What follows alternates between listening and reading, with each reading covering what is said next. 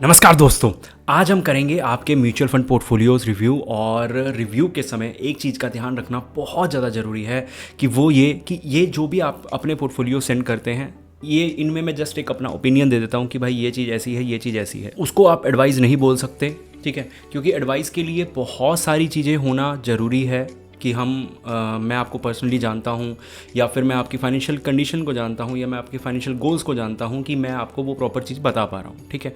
अभी आप वीडियो देख रहे हैं, मैं शायद इनमें से कुछ भी चीज़ें नहीं जानता, तो मैं सिर्फ ओपिनियन दे सकता हूँ अपनी नॉलेज के हिसाब से, फ़ंड की क्वालिटी के हिसाब से। मैं ये बता सकता हूँ कि कौन सा फ़ंड और कौन सा फ़ंड मैनेजर थोड़ा सा रेपुटेटेड है, अच्छा रिटर्न दे रहा है, दैट्स इट। आपके पोर्टफोलियो का कंपोजिशन क्या है, कितना एसेट किस एसेट क्लास में है, कहीं पे आपने ज़्यादा डाला हुआ है जो आइडियल से नहीं होना चाहिए, तो इस तरह के ओपिनियन आपको वीडियो में मिल जाएंगे, ठीक है। और डिस्क्लेमर आपने पढ़ ही लिया होगा। अब चलते हैं वीडियो के अंदर। सबसे पहले यहाँ पे Motilal Oswal mid cap, Kotak mid cap, SBI small cap, Canara Robeco small cap, अलग अलग गोल के लिए 10 से 12 साल के लिए। अब इसके ऊपर ना मैं पूरी एक डिटेल में वीडियो बनाऊंगा, इसको आप ध्यान रख लो, ठीक है, जिसमें हम ये डिस्कस करेंगे कि अगर हम सिर्फ और सिर्फ मिड और स्मॉल का पोर्टफोलियो बनाते हैं तो क्या क्या प्रॉब्लम आ सकती हैं। ओके, समझ गए।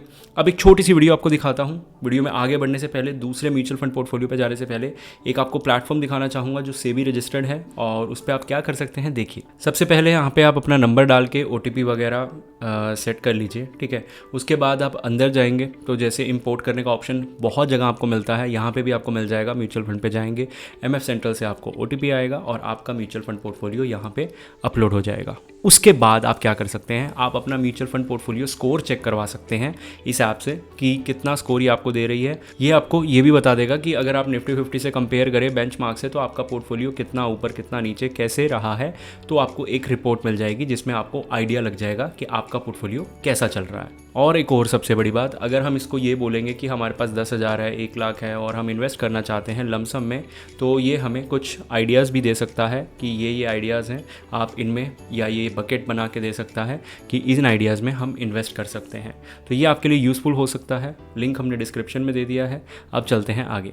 तो यहाँ पे अगर मैं सेकंड पोर्टफोलियो की बात करूँ तो इन्होंने Parag Parikh flexi, HDFC multi, Motilal mid cap, Edelweiss mid cap, Nippon small cap, ये सब ले रखा है और मुझे नहीं लगता इनको आगे कुछ लेने की ज़रूरत है।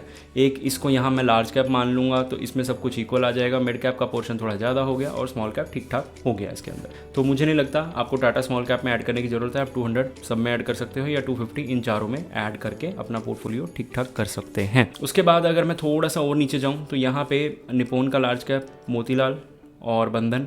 अगर मैं मतलब इस पोर्टफोलियो में एक चीज़ की कमी बताऊँ ना, तो ये सबसे बड़ी चीज़ मुझे दिक्कत लगती है कि यहाँ पे ना पोर्शन बेकार हो जाता है। जब आप एक फ़ंड के अंदर, अब आप टोटल यहाँ पे देखोगे कि 7,500 8,000 का पोर्टफोलियो है, 50% एक ही फ़ंड के अंदर अगर एलोकेशन होगा तो वो थोड़ा सा रिस्की हो जाएगा। तो यहाँ पे थोड़ा सा इस चीज़ पे ध्यान देने की ज़रूरत है कि, और इसको आप ये मान के चलो कि ये आपने डाल दिया, ये फिर इनसिग्निफिकेंट हो गया। जब आपका ये 10% बन रहा है पूरे पोर्टफोलियो का, तो 10% भी नहीं बन रहा, सॉरी 10% भी नहीं, 5-6% के आसपास बनेगा, जो कि एक ठीक वैल्यूएशन नहीं है।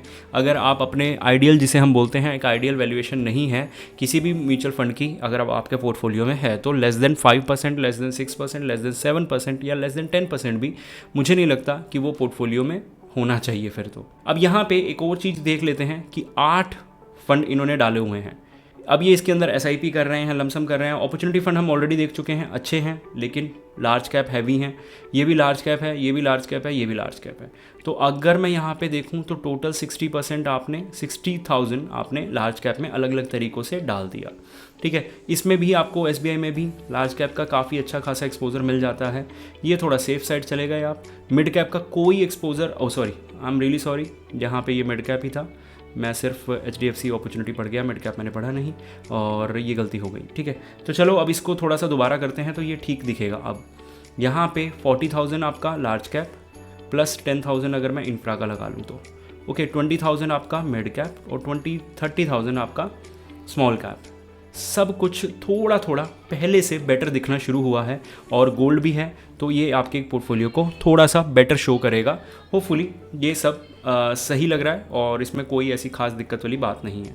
ये कॉम्बिनेशन भी यहाँ पे आप देख सकते हैं, निफ्टी 20, पारंपरिक फ्लेक्सी कैप, दो अच्छे फंड जो आप एक ETF और एक आपका फ्लेक्सी कैप में आपने पैसा डाल दिया जो कि बेसिकली लार्ज कैप है। उसके बाद मिड कैप दो बहुत अच्छे, एक हाई स्टैंडर्ड डिविएशन के साथ, एक लो स्टैंडर्ड डिविएशन के साथ। तो ये टाटा भी इसी तरह से, तो मिड कैप, लार्ज कैप, हर जगह पे इन्होंने अच्छे कॉम्बिनेशंस बना रखे हैं, जिसे हम ये बोल सकते हैं कि आगे आने वाले समय में ये फ्रूटफुल रहेगा। और गोल्ड ETF है, ठीक है, इसमें कोई हम दिक्कत नहीं मान सकते। उसके बाद अब इस पोर्टफोलियो को अगर मैं रिव्यू करूं, फोकस्ड फंड बहुत बढ़िया रहते हैं, एक मिड कैप, एक स्मॉल कैप। चलो अब इन्होंने माइक्रो कैप भी ले लिया, डिविडेंड यील्ड भी ले लिया, फिर कॉन्ट्रा भी ले लिया। थोड़ा सा एक्सेस हो गया सब कुछ चीज़ों का, क्योंकि आप एक स्ट्रेटजी के तहत रहो, या तो आप फोकस फंड में जाओ, ठीक है, और फिर आपने एक मिड कैप, एक स्मॉल कैप, एक माइक्रो कैप लेके बात खत्म करी। इसमें बेशक थोड़ा पोर्शन ज़्यादा रख लेते, या फिर अगर आपको एक एक्स्ट्रा ऐड करना ही था तो इन दोनों में से एक ऐड कर लेते, या तो डिविडेंड यील्ड ऐड करते या कोटक कॉन्ट्रा। बार बार अलग अलग तरीके से लार्ज कैप को लेना थोड़ा सा ठीक नहीं होता। तो 3 फंड आपने सेम मतलब एलोकेशन वाले ले लिए, जिन्हें अगर हम 2 में रखेंगे तो वो थोड़ा सा मुझे लगता है बेटर रहेगा। और होपफुली आप इस पर एक बार समझने की कोशिश करेंगे।